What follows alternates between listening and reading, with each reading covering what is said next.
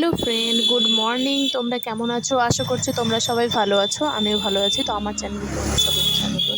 তো সামনে Valentine's day এবং সরস্বতী পুজো, তার মধ্যে rose day, propose day, kiss day, hug day, teddy day অনেক কিছুই রয়েছে। তো তার জন্য দোকানে কিছু নতুন জিনিসপত্র তুললাম। তো তোমাদেরকে সেটা দেখানোর জন্যই আজকে আমার এই ভিডিওটা বানানো, যে নতুন দোকান করেছি, এখনও ভরাপুরো কিছু হয়নি, মানে কোনো রকম সাজানো হয়েছে, তবুও অনেক জায়গা ফাঁকা।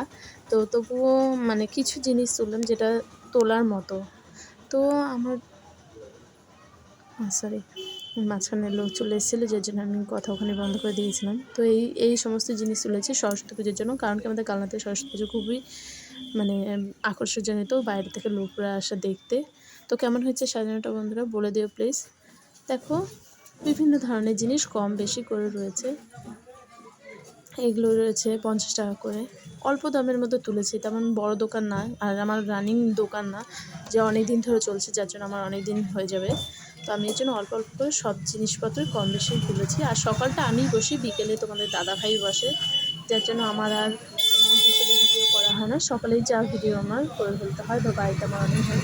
ভাবলাম আমি আজকে নিজেকে দেখাবো না, তবুও কী করা যাবে, আয়নাতে দেখলাম নিজের ফেসটা দেখা যাচ্ছে, তাই তোমাদেরকে একটু নিজের ফেসটা দেখিয়ে হাই বলে দিলাম।